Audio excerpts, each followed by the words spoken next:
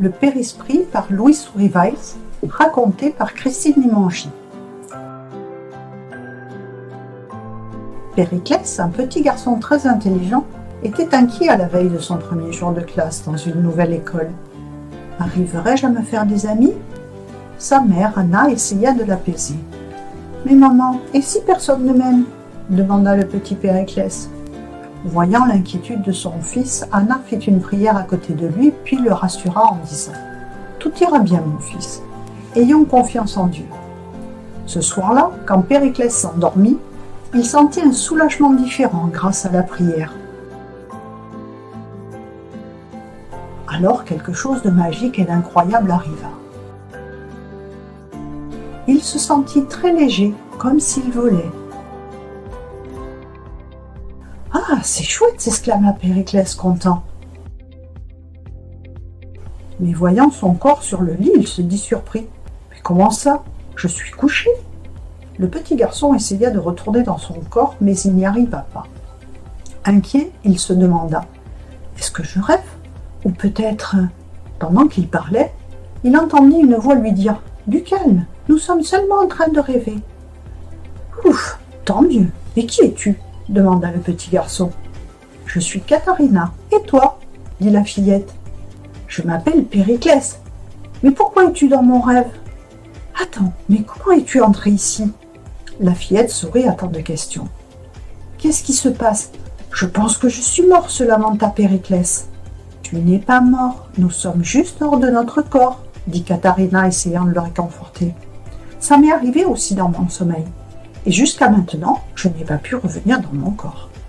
Ma maman m'a appris que lorsque les gens dorment, ils peuvent quitter leur corps et faire des voyages pendant leurs rêves. » La fillette lui fit alors une invitation.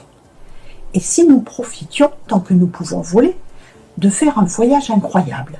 Périclès accepta l'invitation et dit « Ça me rappelle le conte de Peter Pan. » D'en haut, les deux enfants regardèrent les places, les bâtiments, la lune et les étoiles, enchantés de la situation.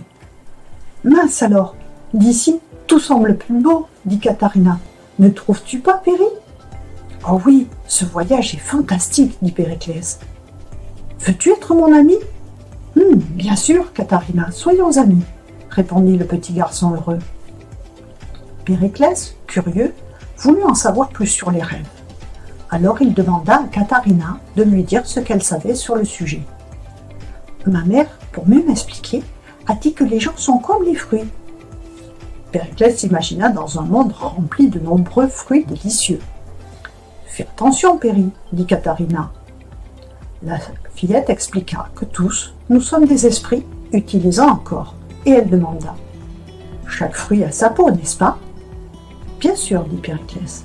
« Et à l'intérieur de la peau se trouve la graine du fruit, pas vrai ?»« Oui. » Alors l'esprit est comme la graine du fruit, et la peau, c'est comme si c'était notre corps. «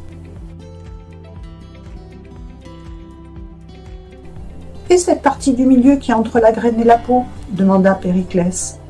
« Ma mère a dit que cette partie est le corps spirituel, qui s'appelle Périsprit, comme ton prénom, Périclès. »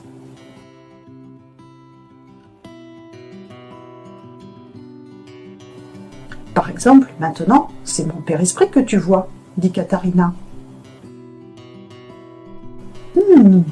Et ce fil de lumière qui sort de ta tête ? Je pense qu'il nous sert à nous unir à notre corps, répondit la fillette. Sais-tu que certains animaux aussi peuvent voir notre périsprit ? Katharina raconta que, hors du corps, avec le périsprit, nous nous sentons plus libres. Nous pouvons changer de forme et faire ce que nous aimons. « Vraiment ? Je peux m'entraîner au football ?» s'exclama le garçon. Imaginant les sports qu'il pourrait pratiquer, il ajouta « Ce périsprit me plaît beaucoup. » Après tant d'informations, Périclès demanda « Où habites-tu, Katharina ?»« Ma famille a déménagé récemment dans une nouvelle ville et demain ce sera mon premier jour de classe dans une nouvelle école. »« Toi aussi tu as peur ?»« Oui, un peu. » confirma la fillette.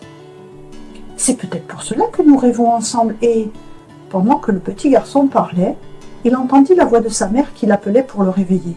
« Fils, il est l'heure d'aller à l'école. » Quoi? Dit Périclès, toujours à moitié endormi. Je faisais un rêve dans lequel je volais et tu me raconteras plus tard, mon garçon. Maintenant, lève-toi pour ne pas être en retard le premier jour d'école, interrompit Anna. Le premier jour à l'école fut merveilleux. Périclès se fit de nouveaux amis et il eut une énorme surprise. Dans sa classe, il y avait aussi une nouvelle élève. C'était Katharina, la petite fille qu'il avait rencontrée pendant le rêve de la nuit précédente. En sortant de la classe, la fillette s'approcha de lui et lui dit « Salut Péri, je pense que maintenant nous allons vraiment être de bons amis. » De retour à la maison, Périclès dit à sa mère qu'il s'était fait de nouveaux amis et qu'il avait appris une leçon. On peut apprendre beaucoup de choses à l'école quand nous sommes éveillés et d'autres quand nous dormons. Ainsi avait commencé la nouvelle année scolaire, sans peur, avec beaucoup de joie dans le cœur, et bien sûr avec Périclès et Katharina, qui étaient devenus de bons amis.